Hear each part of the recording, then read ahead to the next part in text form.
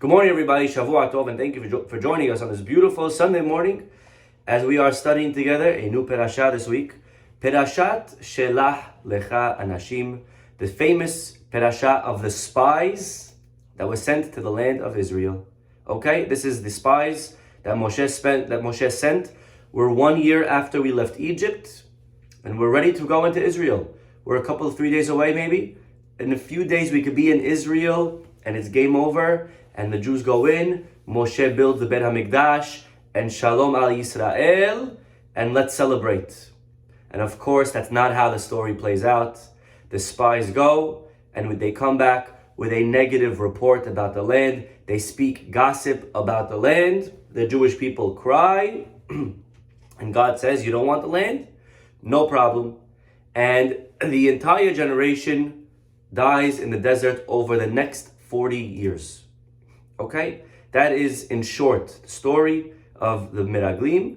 God decrees this week, because of the response and the attitude of the Jewish people, that the Jewish people are not going to enter, and that is these 600,000 people, this generation, die out over the next 39 years. Okay, that is the story.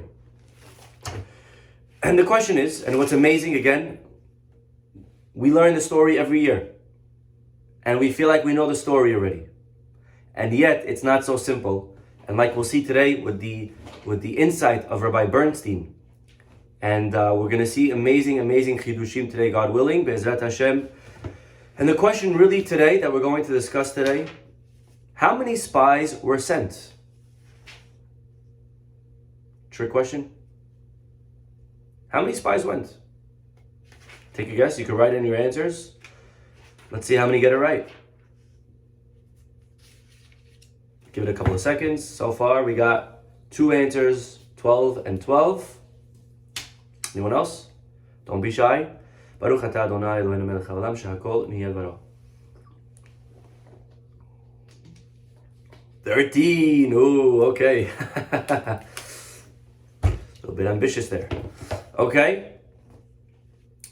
Did Hashem tell Moshe to send spies? Not so clear, not so simple, but that's not where I'm going today.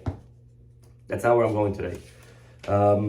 not clear whose idea was it. It sounds like it was Moshe's idea. Different psukim.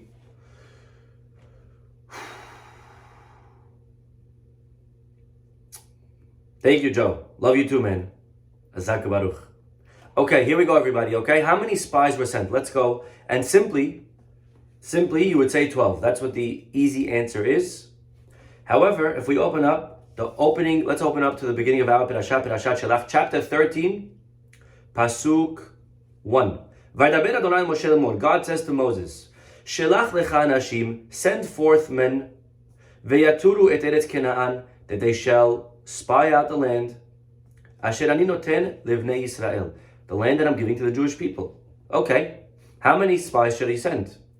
Ish echad lemate avotav tishlachu. 1 man per tribe, right? Ish echad.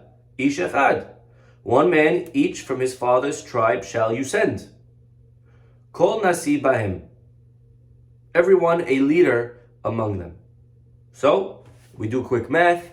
If there's 1 per tribe, and there are 12 tribes, then there were 12 men that were sent. However, this matter is not so simple. You know, there's a Gemara that we learn is called Talmud Bavli. It's the Talmud, the Gemara from Babylon, Iraq. But there is a Talmud Yerushalmi. You know, at the same time that the Jews were in Iraq, there were still many Jews in Israel. So the same way that these wrote a Gemara called the Talmud Bavli from Bavel, from Iraq, also the Jews in Israel wrote a Gemara called Talmud Yerushalmi.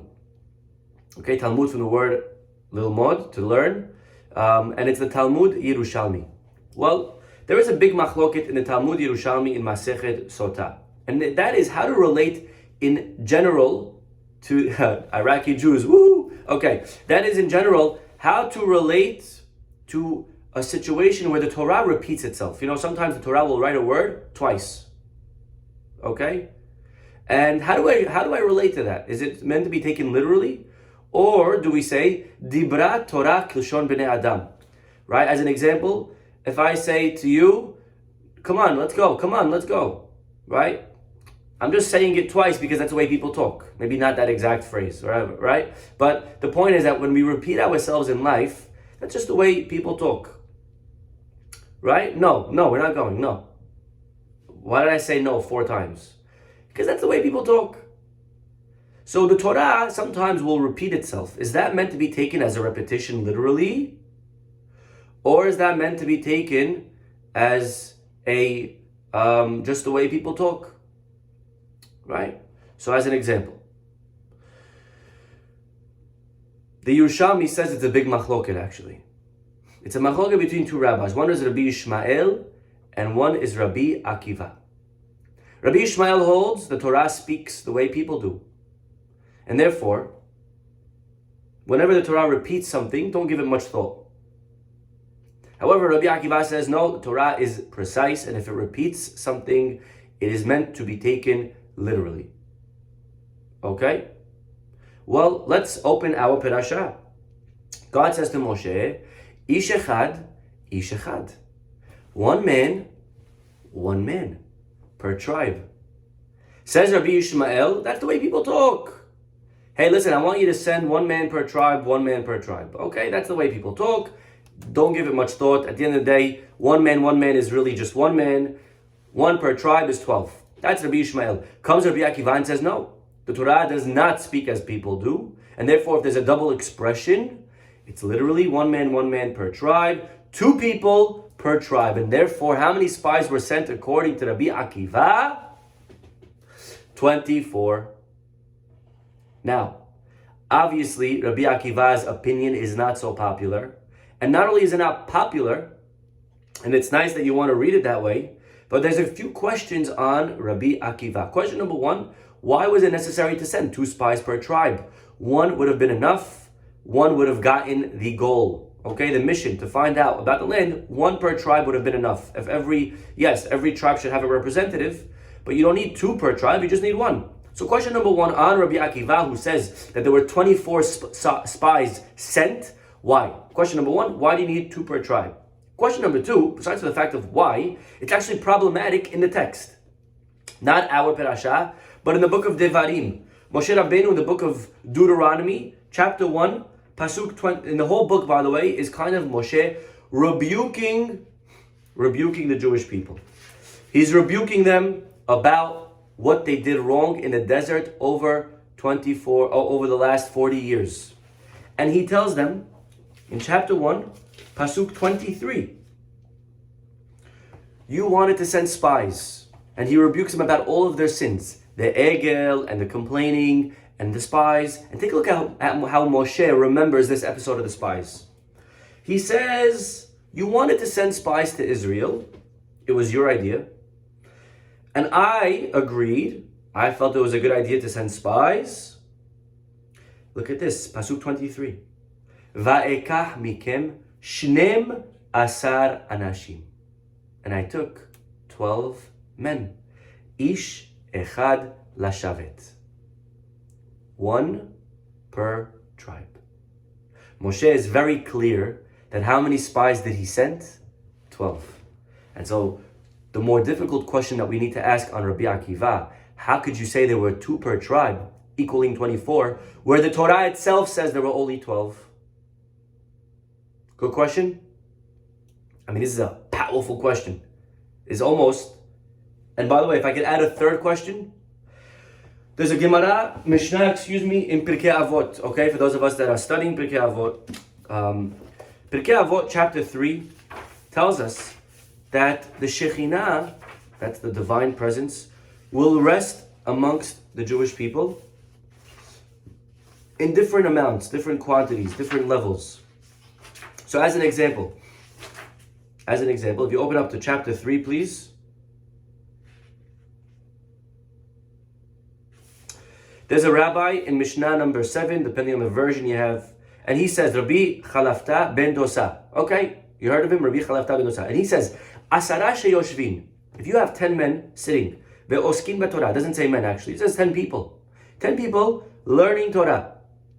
Shekhinah shirviyah b'nehem. 10 people studying Torah, the Shekhinah is there. Okay? Beautiful. I'm not sure if it's true as well on Zoom. If you have 10 people learning together live on Zoom, does that also bring the Shekhinah? Maybe there's one more box over here, the Shekhinah. We do have some Mashiachs and other people here. But, okay, 10 people studying, the Shekhinah is there. And how do we know? Pasuk says, Elohim nitzav ba'adat el. Because the Pasuk says in Tehillim, God stands in the assembly of God. So you see that when there's an assembly, Hashem's there. Well, who said that an assembly is 10? Maybe an assembly is 5. Maybe an assembly is 20. Who said that an assembly means 10? The word Eda, Elohim, Nitzav, Ba'adat El. Who said that Eda means 10? And the answer is, we know it from the spies. When the spies come back with a negative report, and again, how many come back speaking negatively? Well, 2 said good things. That means 10 said bad things. God said, Ad matai la'eda hara'ah. How much longer for this bad assembly? And God uses the word eda, assembly, and there was 10 people that were bad, that spoke negatively. So you see, an assembly is 10 people. And that's how we know the number of 10 for minyan, for Shekhinah. So again, according to the Rabbi Akiva, it wouldn't be true. According to the Rabbi Akiva, how many people spoke bad? If we assume that the 2 that spoke well, it would be 22. Or maybe the 2 per tribe, so 20. But not 10. So these are 3 powerful questions. And I see a lot of answers on the side being suggested. Maybe Moshe sent 12 and Hashem sent 12. 1 each. So maybe Moshe is talking for himself. Interesting. That's an interesting answer. Okay, it's an interesting answer. But again, this question right here with the Edah does not work with that. And we overall have 3 questions on Rabbi Akiva. Number 1, again, why was it necessary to send 2 per tribe? Why we learn that a minyan is 10 people? According to Rabbi Akiva, it should be at least 20. And finally, Moshe says, I sent 12, and it's not true. If according to Rabbi Akiva, 24 were sent, especially if he's saying in our parasha right in the beginning, Ish echad, Ish echad. God's telling him, send 1 per tribe, 1 per tribe. So if God's telling you to send 24, according to Rabbi Akiva, Moshe is sending 24, then why does he say later, I only sent 12? And in order to answer these questions, Rabbi Bernstein has a very big, another chidush. Okay, and that is, what was the mission exactly? I know we all assume the mission was to go and find out information and to come back. But again, we open another pasuk in our parasha. So please open to pasuk Chaf Daled, pasuk 24. And the pasuk tells us that the Jews, they get to Israel, the spies get to Israel, and they get to Nachal Eshkol. They arrive at the valley of Eshkol. Vayichletu misham zemora, and they cut from there a vine. Ve'eshkol anavim, they carried it on a pole. They bring pomegranates and figs. So 3 types of fruits, okay? Grapes, pomegranates, and figs. Lamakom hahu kara Nahal Eshkol, and they named that place Nachal Eshkol. Why? Al-odot ha'eshkol asher kartu misham b'nei Israel, because of the cluster that the children of Israel cut from there. So pasuk 24 is very clear that they went to a place, they took some grapes, and they named the place Nachal Eshkol. And it's very interesting that all of a sudden here, how are the spies referred to? They're not referred to as ha'anashim, like they're usually called, or hem, they. Rather, all of a sudden, pasuk 23 gives them a different name. Anyone picked up on it? How do we refer to the spies? I'll read it to you one more time.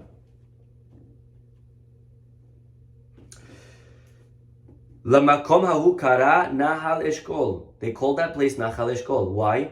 Al odot ha'eshkol, because of the grapes, asher kartu misham b'nei Israel.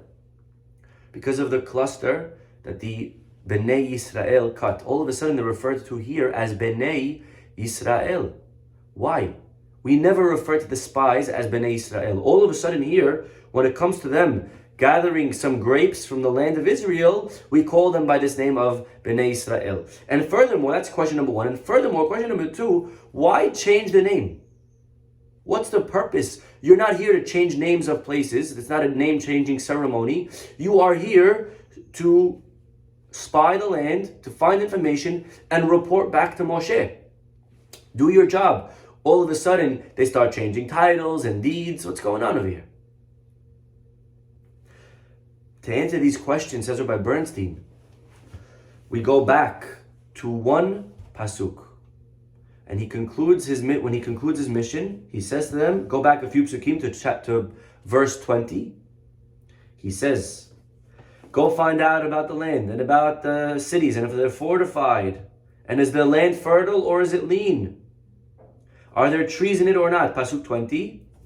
You shall strengthen yourselves, vehitchazaktem ulkahtem miperi haaretz, and take from the fruit of the land. Moshe says, chazak.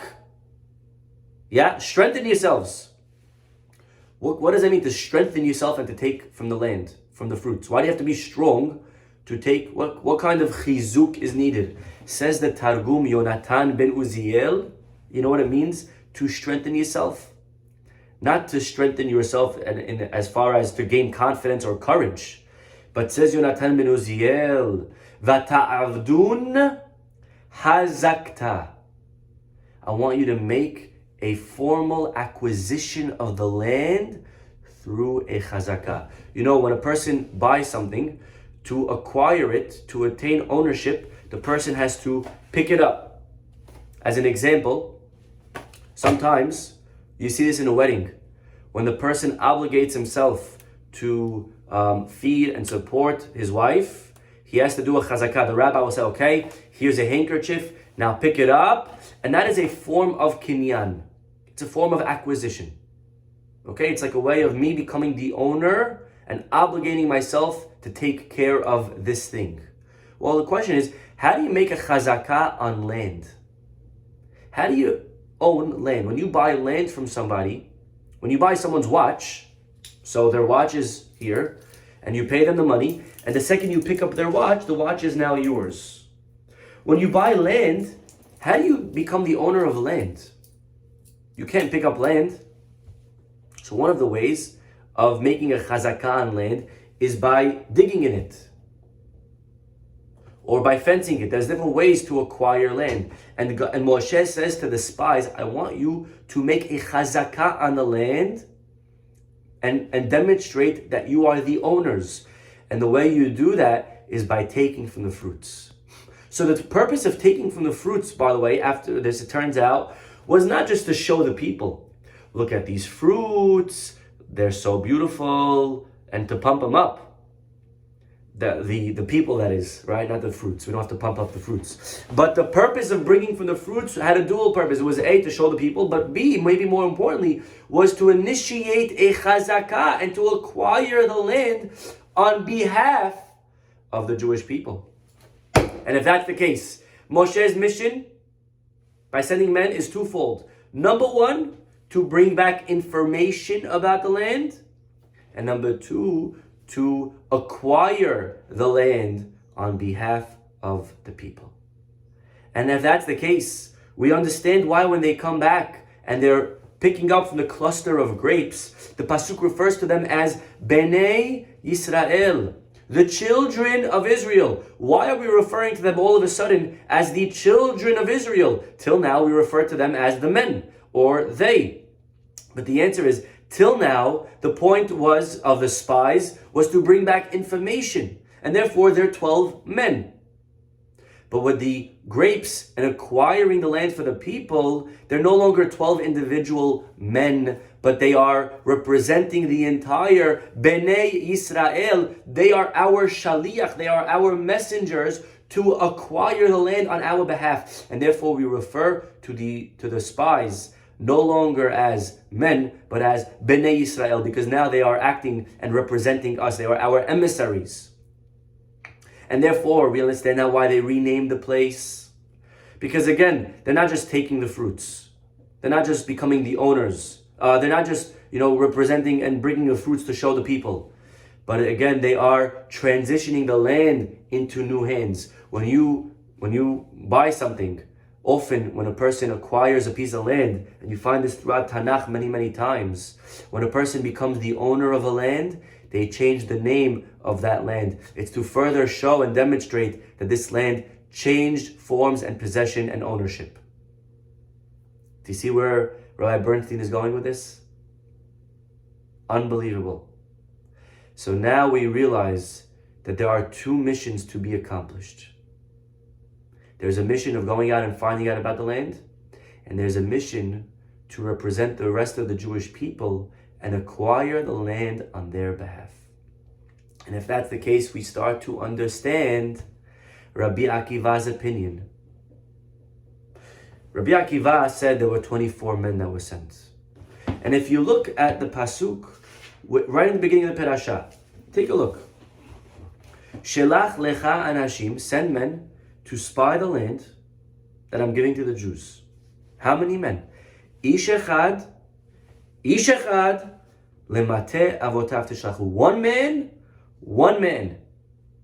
Rabbi Akiva says, one man per tribe. And we ask, why do you need two men? Now we already start seeing why. Because there were two separate missions.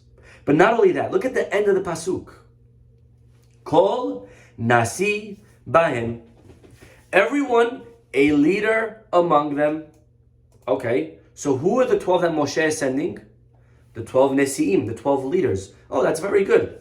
We were already introduced to the 12 Nesi'im. We know who they are. Back in Bamidbar, we were told about who the 12 leaders were.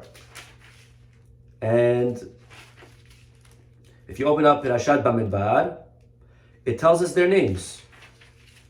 A few times. Okay? So, right in the beginning of the book of Bamidbar, the Pasuk tells us, right, going back to the beginning of chapter 1 of Bamidbar, and the Pasuk lists the 12 leaders. Well, let's just give you a few names and try to remember them. Okay? Reuven, for the tribe of Reuven, Elitzur ben Shedeur.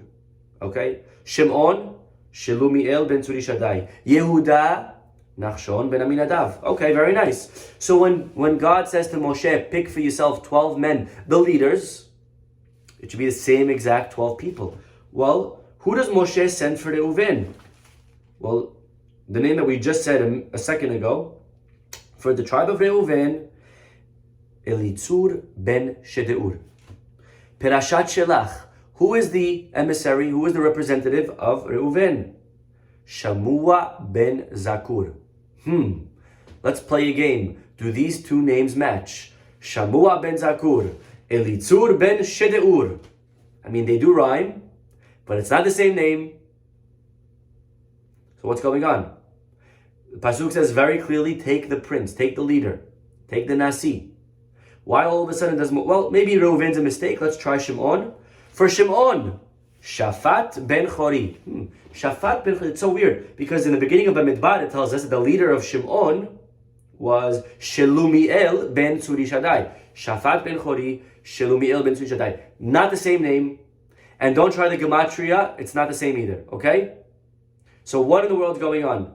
If you're telling me to take the leaders, and the leaders are these 12, and all of a sudden, you're listing another 12. So that's an interesting question. Hashem tells Moshe to take the Nesi'im, and then he lists a group who are not the leaders.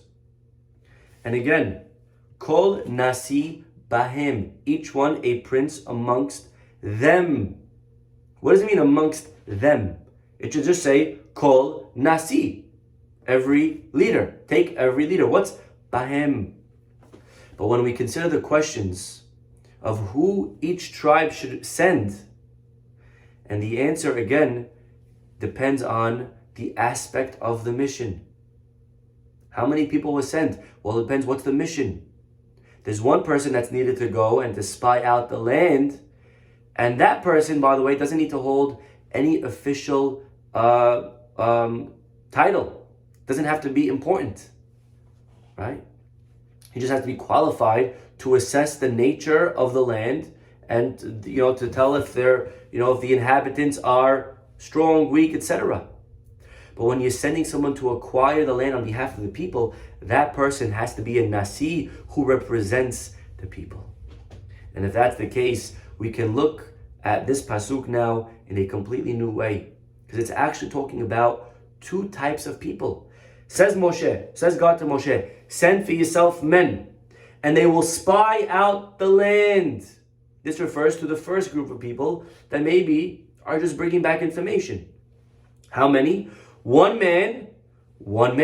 According to Rabbi Akiva, it's one man for the spies and one man to acquire the land. And by the way, those men that are acquiring the land, Nasi, called Nasi Bahem. They need to be a prince. And they're amongst the other 12 who don't need to be princes. Very powerful. So, by the way, now it's very interesting because the 12 that the pasuk lists in our parasha are not the 12 leaders. They are the first 12 that are just going to spy the land. And the other 12 that are the leaders, I don't need to tell you who they were. You already know who they are, because they are the 12 that are listed in the beginning of the book. They're the same leaders that we already know of. I don't have to tell you who the leaders are. You already know them. And they're the Nasi, they're the leaders amongst them. Who's the amongst them? Amongst the other 12. So there were these 12 that were regular people. They're still important people, but they're not the leaders. And then you have the 12 who are the leaders. And each one has a separate mission. And so indeed, there's a lot of text opposite supporting Rabbi Akiva that there were 24. And now we go back to our questions. If that's the case, why does Moshe say, I send 12 people? 12 people. And the answer is, well, didn't Moshe send 24? But if we understand that there were two groups, one was to acquire the land, and the other one was to report back. Well, Moshe is rebuking them not on the acquisition part. Moshe is rebuking them about the reporting back. How many were meant to report back? Of course, only 12. So that number does not pose a difficulty to Rabbi Akiva's view. And finally, if that's the case, when the Mishnah learns that there are 10 people that are required for a minyan, that number is also accurate even according to Rabbi Akiva. Because how many come and report back negatively about the land? Only 10. Because it was only 12 that reported altogether. 2 were good and 10 were bad. The other 12, it was not their job to report back at all. The other 12, it was their job to acquire the land on behalf of the Jewish people. Like the pasuk says, Vehit chazaktem. So it's amazing again. So might it be 12 from Moshe and 12 from Hashem? I don't think so. I don't think it's 12 and 12. I think it was all 24 with the same, whether it was from God or from Hashem, whoever's job it was, however you understand. Maybe, I know the truth is I should think about it a little further. It could be, but simply we don't have to go that far. That's the point. The idea is that there were 24 sent, at least according to the Rabbi Akiva. 12 was the mission to go report back, and 12, it was their mission to represent the people on behalf of them and acquire the land and make a chazakah. And with that, by the way, I always wonder, why didn't Moshe send the 12 leaders? You have to send one per tribe, so send the 12 top men. And yet he doesn't. He sends 12 other men that we never heard of. But according to this, we understand why. He did send the top 12. But they had a different mission. They went to make a chazakah. The 12 that are listed here are the ones that went to spy out the land and report back to the people. So again, so amazing that here's a regular episode, a regular story that we read every single year. How many spies were sent? We always think it was 12. And in a way, we find over here a new idea, understanding again just one pasuk. All this is one pasuk in our parasha, the second pasuk. Ish echad lemate avotav tishlachu. One man per tribe. Says Rabbi Akiva, the Torah does not speak in a double expression. The Torah is writing it twice because it's precise. There were 24 men being sent, each one with a different mission. And with that, we really understand the different psukim in our parasha. We'll stop over here. Have a wonderful, wonderful day. Bye-bye.